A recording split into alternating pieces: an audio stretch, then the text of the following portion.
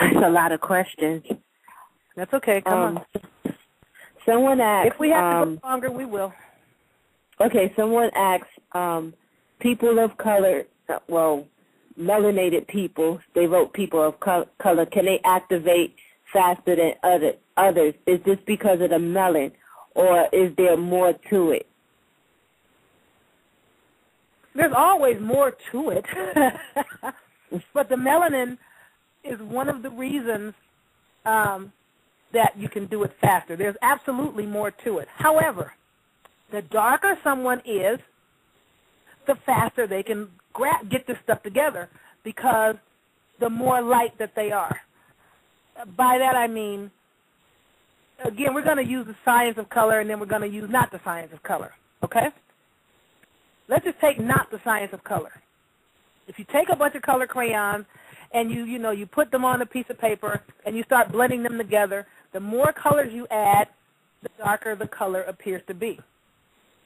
Therefore, the more frequencies of color you have as you're looking at the colors getting darker, there are more resonances and more frequencies resonating there that makes it darker. The red, the blue, the green, and all these different colors blended together create this darker thing that people keep calling blackness or melanin richness. That's just merely a multitude of resonances going on, of frequencies vibrating together going on. But when you get into sciences of color, when you look at what people call so-called black, scientifically, if you're looking at something and it appears to be black, that's the color that's not there. That's the color that is not there. If you look at something that is supposed to be what you call white, that is a color that's not there. So these people that you keep calling white are supposed to be so-called white and pure and this and that. Whiteness and the whole science there is the color that's what's lacking. That's what they don't have. And this thing that you guys call so-called blackness, that's what's not there.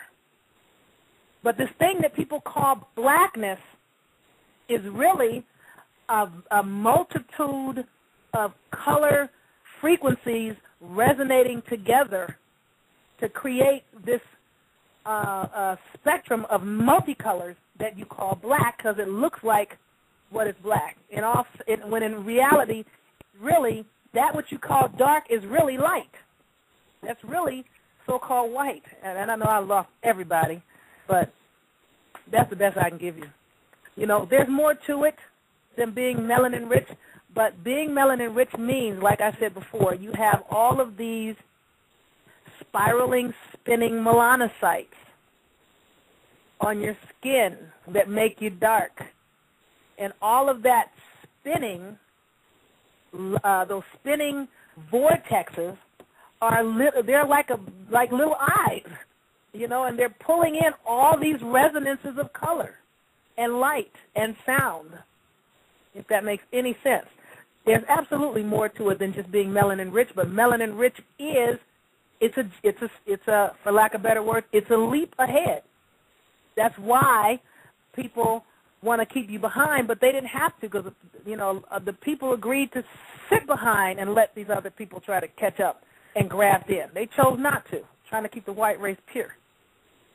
Now, we have two callers, 718 and 301.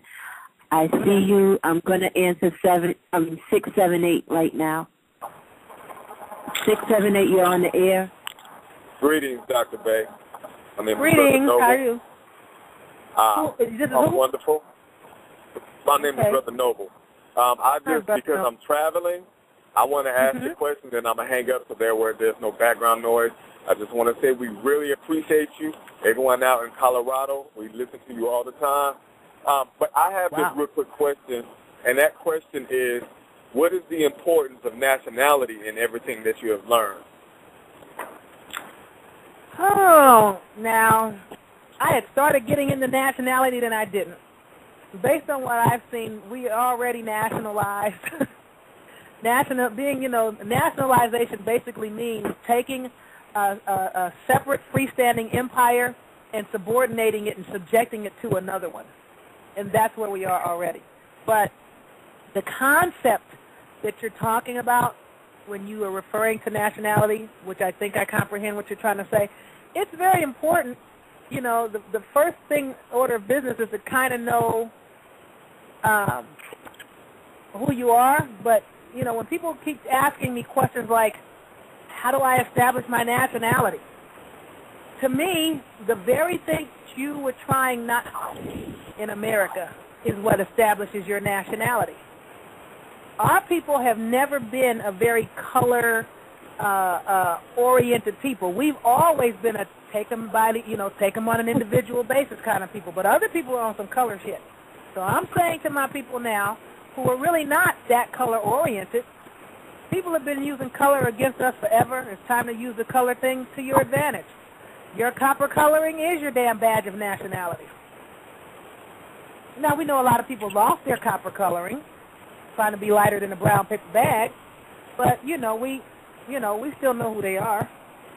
And then we got a lot of people that you don't know who they are. You'd be surprised who is melanin rich out there in Hollywood every day, passing. And it's known that they're not so-called white, but they don't want to acknowledge that they're, for lack of better words, of the copper-colored family. So they call themselves rainbow people and bilalian people and all this other kind of nonsense people. But I can't say that I'm mad at them. Who wants to be black? Especially when you know what it means. But, hey, people in America that are American, and I think we lost him because I don't hear the background noise anymore. There you are. That whole copper-colored brown complexion that you have, that is your badge of nationality. That's your nationality card, in my opinion. Personally, we're trying to figure it out. I think that is your nationality card. All right. Well, I really appreciate it. Thank you for your time and take it. I hope I answered it. Yeah, Thanks you for did. calling. Okay, it's important, but everybody already knows who we are, except those people that are really dummied down, which unfortunately is more people than we want to talk about. 301, you're on the air. Greetings, Dr. Bay. Greetings. Just want to thank you for taking the time out and sharing the information that you've researched. My question is, through my research of words, I've tied Germany with England, Rome, and Canaan, and I wanted to get your thoughts on, do you think this feudalism ties back to the biblical curse of Canaan? Whoa. I don't know that it ties back to the curse. You're correct when you unify all of those things together, but I don't know if it ties back the feudalism.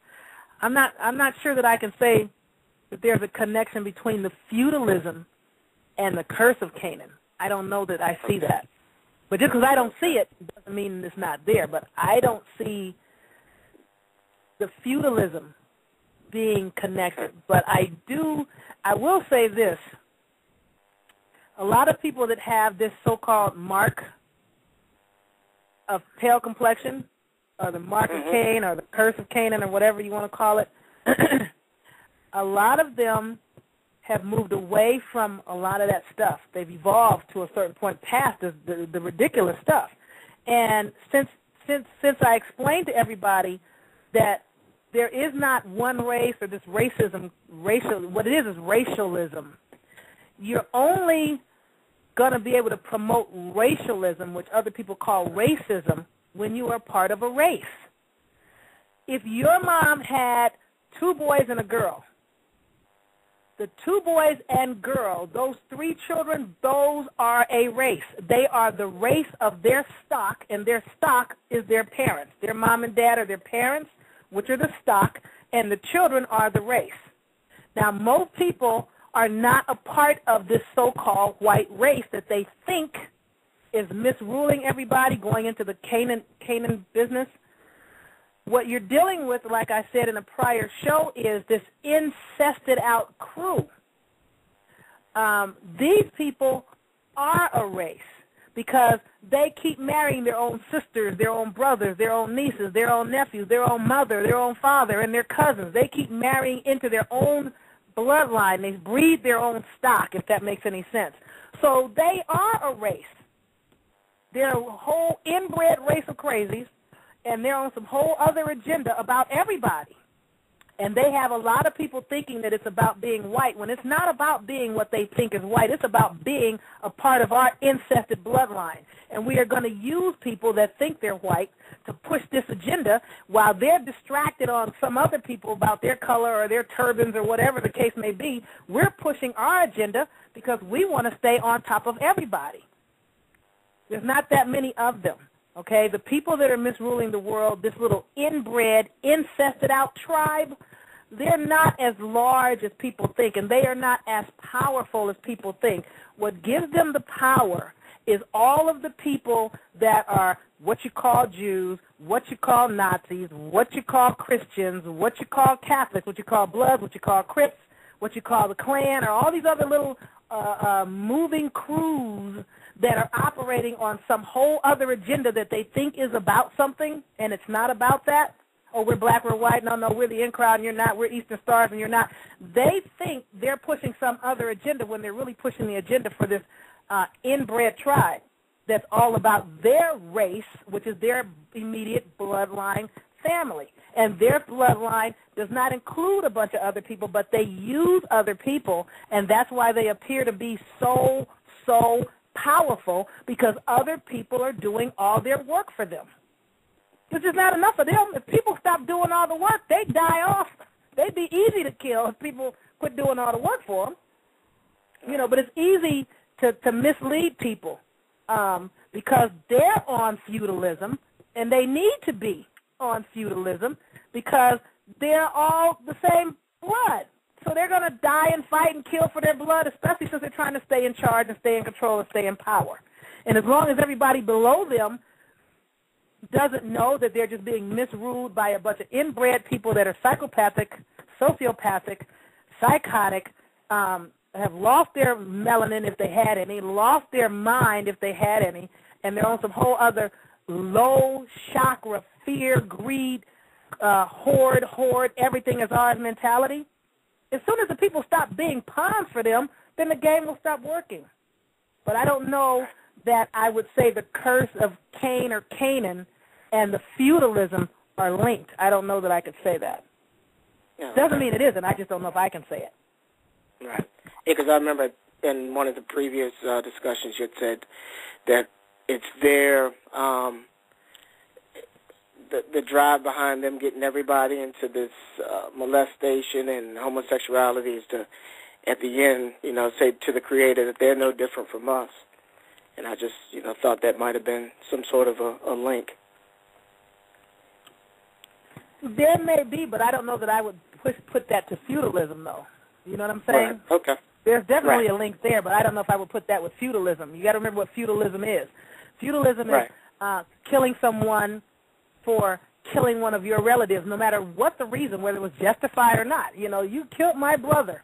So all of my brothers and my whole race, which is my tribe, which is my family lineage bloodline, are responsible for vindicating the death of my brother.